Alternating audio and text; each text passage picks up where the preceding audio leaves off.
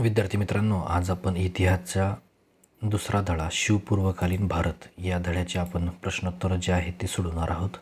तुमच्याजवळ वही आणि पेन जरूर ठेवा, जेणेकरून तुम्हाला उत्तरं जे आहे ते लगेच लिहून घेता येतील. ठीक आहे, आपण सुरुवात करूया. प्रश्न पहिला, वेगळा पर्याय निवडा. खाली 4 पर्याय दिलेले आहेत, त्यापैकी जो वेगळा असेल तो आपल्याला निवडायचा आहे. पर्याय 1 सुलतान मुहम्मद, 2 ऐबक, 3 घोरी आणि 4 बाबर. तर तुम्ही तुमचं उत्तर लिहून लगेच चेक करू शकताय. या ठिकाणी अचूक उत्तर आहे कुतुबुद्दीन ऐबक.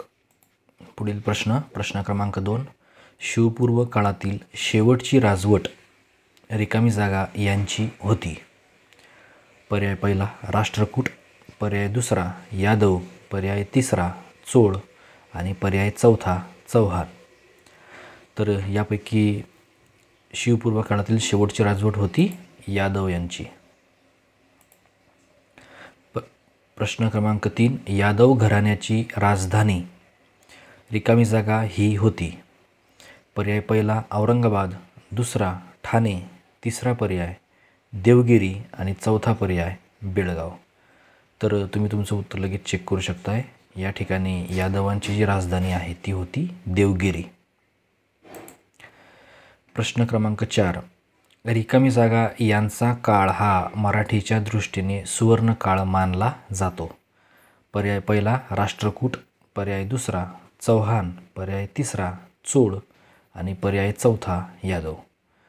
तर अचूक उत्तर आहे यादव यांचा काळ हा मराठीच्या दृष्टीने सुवर्ण काळ मानला जातो. प्रश्न 5, मथुरा, सोमनाथ इत्यादी मंदिरे लुटणारा कोण होता. पर्याय आहे पृथ्वीराज चौहान, 2 राजेंद्र पहिला, 3 गजनीचा महमूद आणि पर्याय 4 शिलाहार घराणे. तर यापैकी ज्यांनी ही मंदिरं लुटली होती त्याचं नाव आहे गजनीचा महमूद. प्रश्न 6, रिकामी जागा हा गुलाम नंतर दिल्लीचा सत्ताधीश बनला. तर लक्षात घ्या, अगोदर हा गुलाम होता आणि नंतर तो दिल्लीचा सत्ताधीश बनलेला होता. असा कोण होता.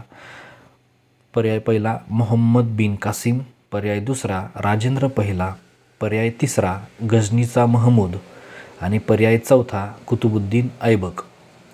तर यापैकी अचूक उत्तर आहे ते म्हणजे कुतुबुद्दीन ऐबक हा नंतर दिल्लीचा बादशाह बनलेला होता. प्रश्न 7, रिकामी जागा हा शेवटचा सुलतान होता. पर्याय पहिला मोहम्मद बिन कासिम, दुसरा इब्राहिम लोदी, तिसरा पर्याय गजनीचा महमूद आणि चौथा पर्याय कुतुबुद्दीन ऐबक. तर तुम्ही तुमचं उत्तर चेक करू शकताय. याचं अचूक उत्तर आहे इब्राहिम लोदी. प्रश्न 8, विजयनगरचे राज्य रिकामी जागा यांनी स्थापन केले. पर्याय पहिला राजा कृष्णदेवराय, दुसरा बाबर, तिसरा दौलत खान लोधी आणि चौथा पर्याय हरिहर व बुक्क. तर यापैकी विजयनगरचे साम्राज्य ज्यांनी स्थापन केलेलं होतं त्याचं नाव आहे हरिहर व बुक्क. प्रश्न 9, आमुक्तमाल्यदा हा ग्रंथ रिकामी जागा यांनी लिहिला. पर्याय पहिला राजा कृष्णदेवराय, पर्याय दुसरा बाबर, पर्याय तिसरा संत कबीर आणि पर्याय चौथा हरिहर व बुक्क. तर हा जो ग्रंथ आहे आमुक्तमाल्यदा हा राजनीतिविषयक ग्रंथ आहे. हा ग्रंथ लिहिला होता राजा कृष्णदेवराय यांनी. प्रश्न 10, बहमनी राज्याचा पहिला सुलतान कोण होता. पर्याय पहिला राजा कृष्णदेवराय, दुसरा हसन गंगू, तिसरा पर्याय बाबर आणि चौथा पर्याय दौलत खान लोदी. तर यापैकी अचूक उत्तर आहे बहमनी राज्याचा पहिला सुलतान हा हसन गंगू होता. प्रश्न क्रमांक 11, बहमनी राज्याची राजधानी रिकामी जागा ही होती. पहिला पर्याय औरंगाबाद, दुसरा गुलबर्गा, तिसरा विजापूर आणि चौथा पर्याय ठाणे. तर यापैकी अचूक उत्तर आहे गुलबर्गा.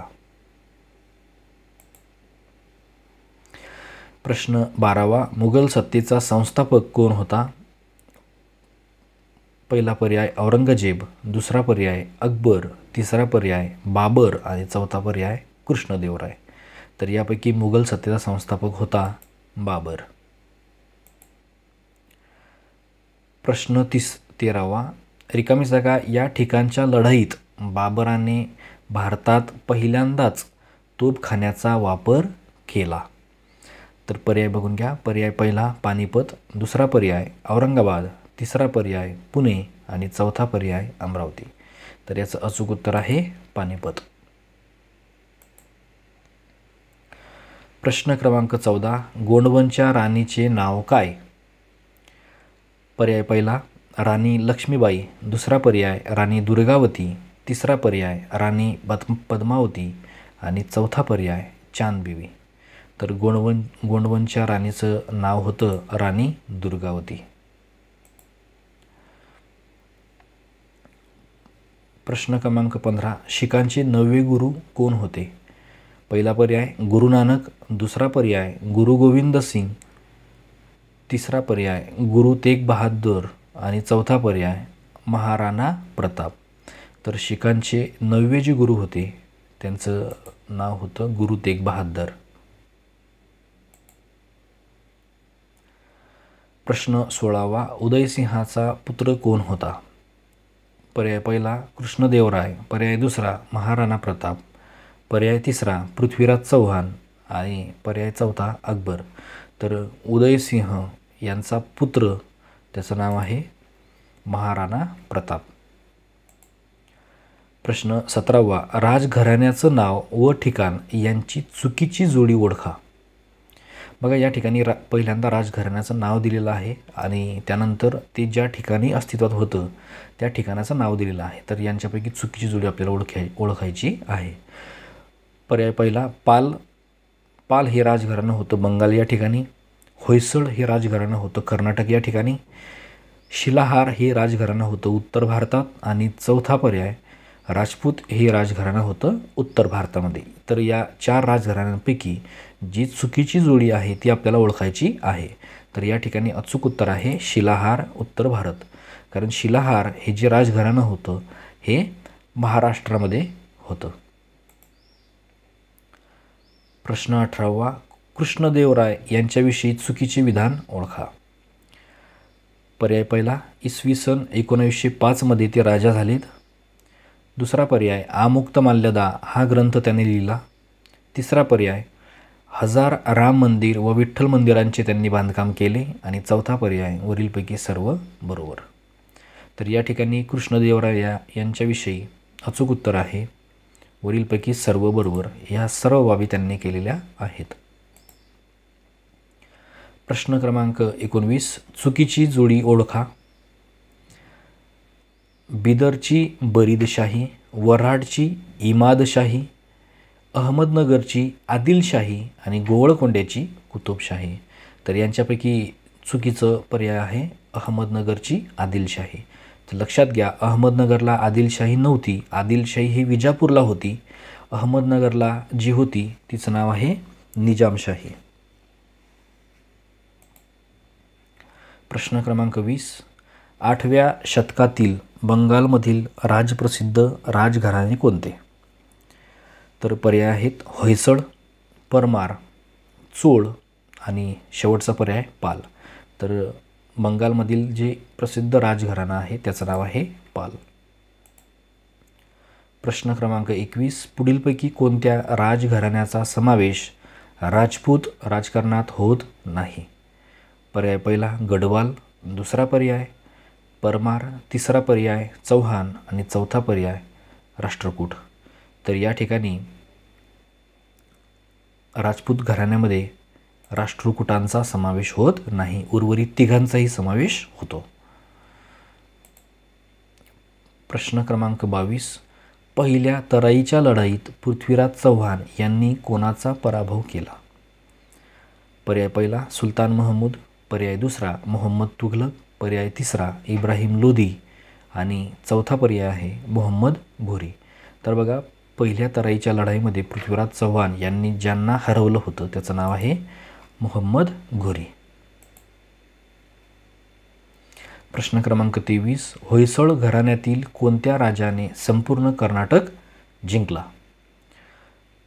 पर्याय पहिला विष्णुवर्धन, पर्याय दुसरा राजराज पहिला, पर्याय तिसरा हरिहर आणि पर्याय चौथा भिल्लम पाचवा. तर अचूक उत्तर आहे विष्णुवर्धन. प्रश्न क्रमांक 24, आपल्या आरमाराच्या जोरावर मालदीव बेटे व श्रीलंका जिंकून घेणारे राजघराणे कोणते? पर्याय पहिला शिळाहार, दुसरा पर्याय राष्ट्रकूट, पर्याय तिसरा यादव आणि पर्याय चौथा चोळ. तर ज्यांनी मालदीव बेटं आणि श्रीलंका जिंकून घेतलेलं होतं त्यांचं अचूक उत्तर आहे चोळ. प्रश्न 25, राजसत्ता व संस्थापक यांची चुकीची जोडी ओळखा. आता या ठिकाणी सुरुवातीला राजसत्तेचं नाव दिलेलं आहे आणि त्यानंतर ते राजसत्ता ज्यांनी स्थापन केली त्यांचं नाव दिलेलं आहे. त्यापैकी चुकीची जोडी आपल्याला ओळखायची आहे.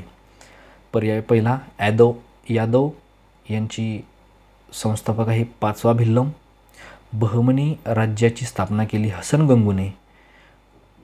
तिसरा पर्याय मुघलांची सत्ता स्थापन केली बाबरांनी आणि चौथा पर्याय वरीलपैकी सर्व बरोबर.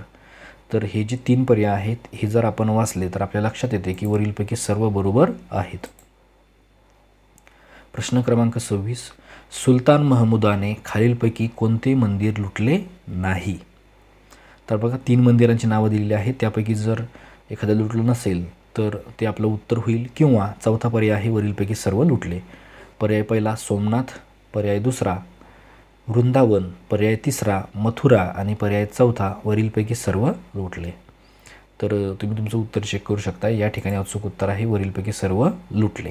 ही 3ही मंदिरं त्यांनी लुटलेली होती. प्रश्न क्रमांक 27, दिल्लीची पहिली महिला सुलतान कोण होती?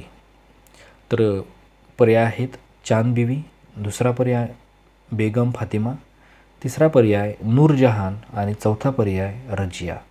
तर दिल्लीची पहिली महिला सुलतान तिचं नाव आहे सुलतान रजिया. प्रश्न क्रमांक 28, बख्तार खलजी याने रिकामी जागा या विद्यापीठातील समृद्ध ग्रंथालय जाळून टाकले. तर ज्या ठिकाणचं त्यानं ग्रंथालय जाळलेलं होतं त्याचं आपल्याला नाव शोधायचं आहे बख्तार खलजी यानं.